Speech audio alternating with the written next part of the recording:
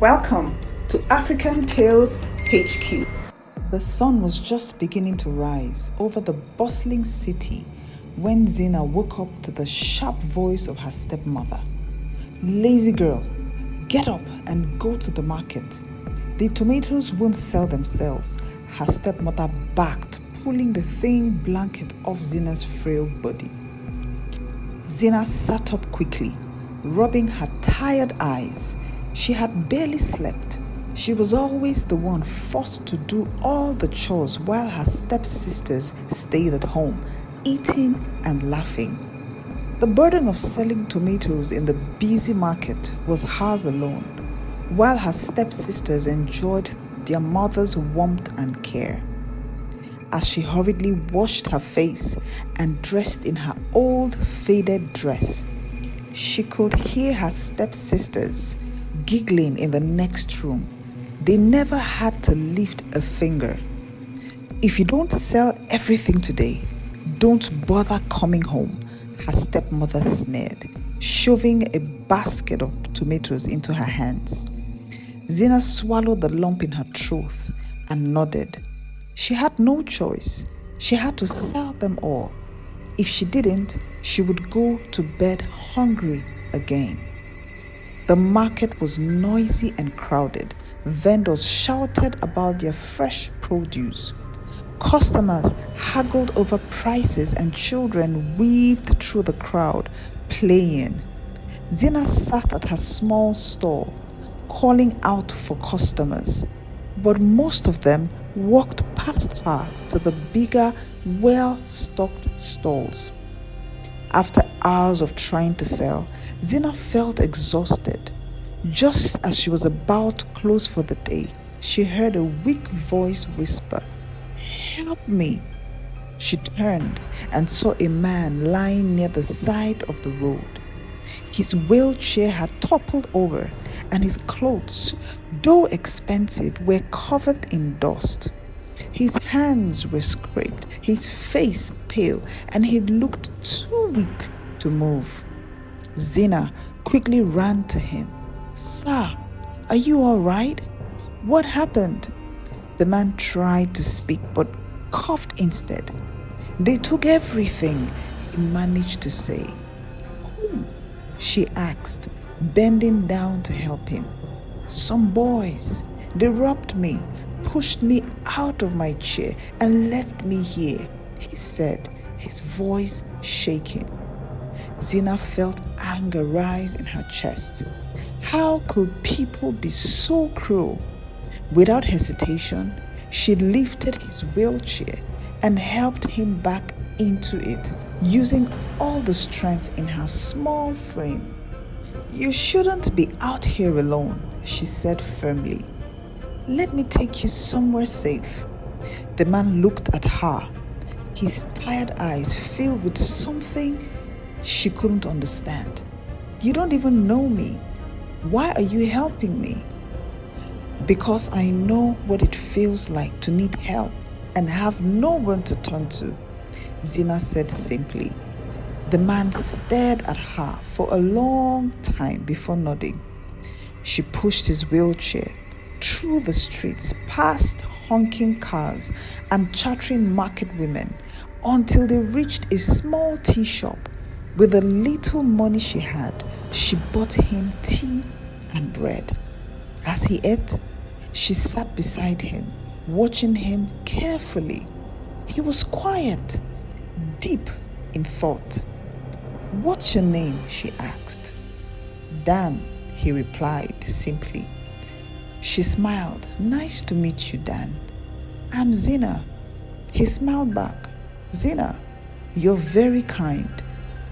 She shrugged. "Some say I'm too kind for my own good." Dan finished his tea, then reached into his pocket and frowned. His money was gone. Zina noticed his worry and quickly said, "Don't worry about it. Just promise me you'll get home safely." Dan looked at her, truly looked at her, and for the first time in a long while, he felt something warm in his heart. "Thank you, Zina," he said sincerely. Zina didn't know that her kindness that day would change her life forever.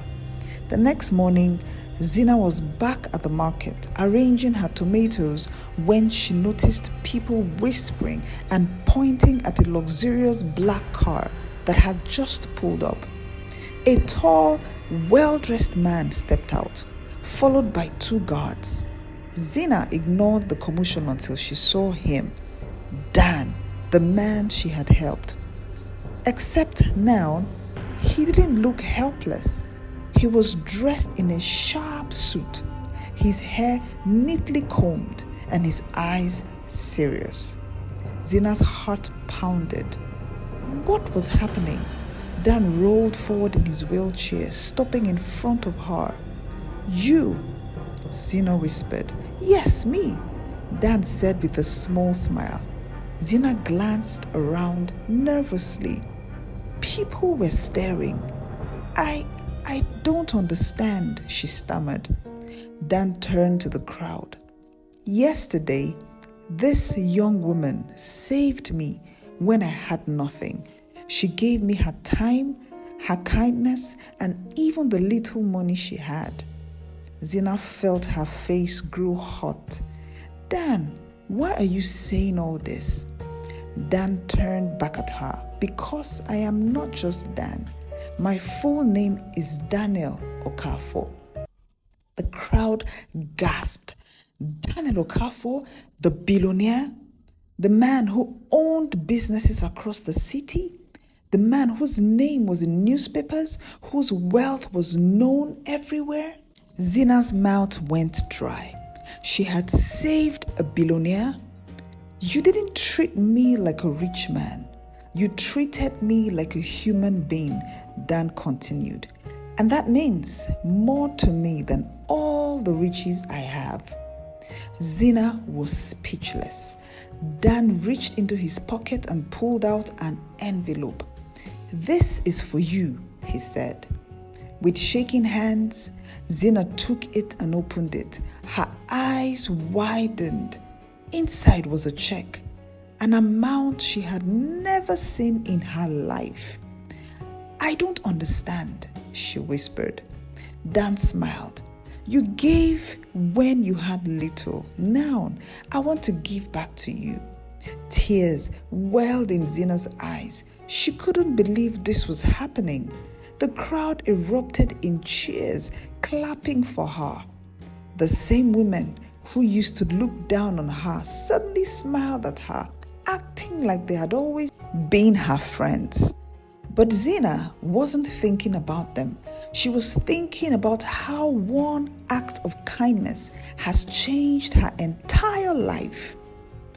Dan turned to leave, but then paused. Zina, I hope we meet again. Zina smiled through her tears. Me too. The next day, with the whole market watching, Daniel, accompanied by the authorities, visited Zina at her tomato stall. Before she could even say a word, they approached her. Daniel knelt down and gently took her hand. Zina, I have a very special offer for you, he said softly. I want you to come with me and start a new life. I want to adopt you as my daughter so you can grow up in a home where you are loved and cared for. At first, Zina was shocked. She couldn't believe what she was hearing. Her heart, which had known only sorrow and hardship, now felt a tiny spark of hope. Really? She asked, her voice trembling with disbelief. Really? Daniel confirmed with a warm smile. You deserve to be happy, Zina.